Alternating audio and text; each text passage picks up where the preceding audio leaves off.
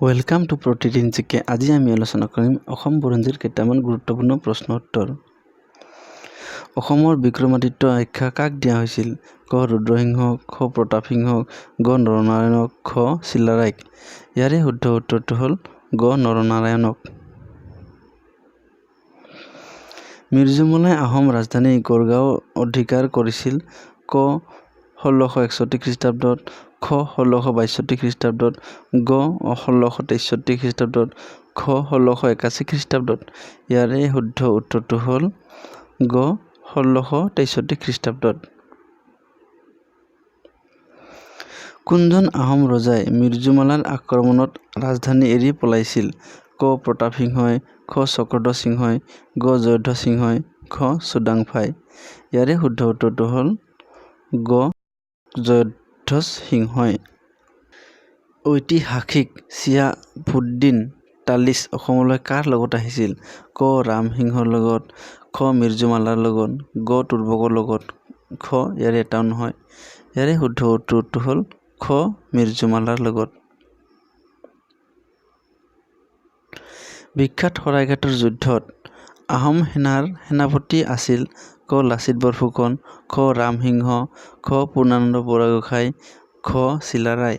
ইয়াৰে শুদ্ধ উত্তৰটো হ'ল ক লাচিত বৰফুকন। আহোম মোগলৰ শেষ যুদ্ধ ইটাখুলিত কোনজন আহোম ৰজাৰ দিনত সংঘটিত হৈছিল? ক গদাধৰ সিংহৰ দিনত, খ ৰুদ্ৰসিংহৰ দিনত, গ প্ৰতাপসিংহৰ দিনত, খ গৌৰীনাথ সিংহৰ দিনত।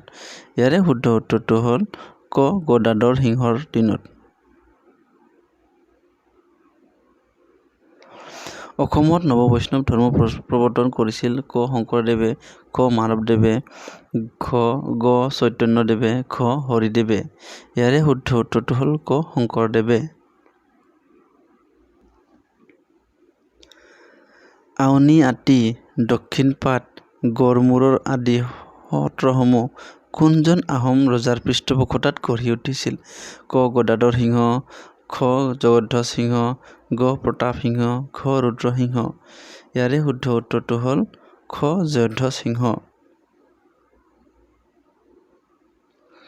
কোনজন আহোম ৰজা পোনপ্ৰথমে ৰাজ্যত মাটি পিয়ল কৰা প্ৰথা প্ৰৱৰ্তন কৰে? ক গদাধৰ সিংহ, খ জয়ধ্বজ সিংহ, গ প্ৰতাপসিংহ, খ ৰুদ্ৰসিংহ। ইয়াৰে শুদ্ধ উত্তৰটো হ'ল ক গদাধৰ সিংহ। কোনজন আহোম ৰজাই বৈষ্ণৱ নিৰ্যাতনৰ ক্ষেত্ৰত অগ্ৰণী আছিল? ক গদাধৰ সিংহ, খ জয়ধ্বজ সিংহ, গ প্ৰতাপসিংহ, খ ৰুদ্ৰসিংহ। ইয়াৰে শুদ্ধ উত্তৰটো হ'ল ক গদাধৰ সিংহ। যদি ভিডিঅ'টো ভাল লাগিছে লাইক, শ্বেয়াৰ আৰু ছাবস্ক্ৰাইব কৰিবলৈ নাপাহৰিব। ধন্যবাদ।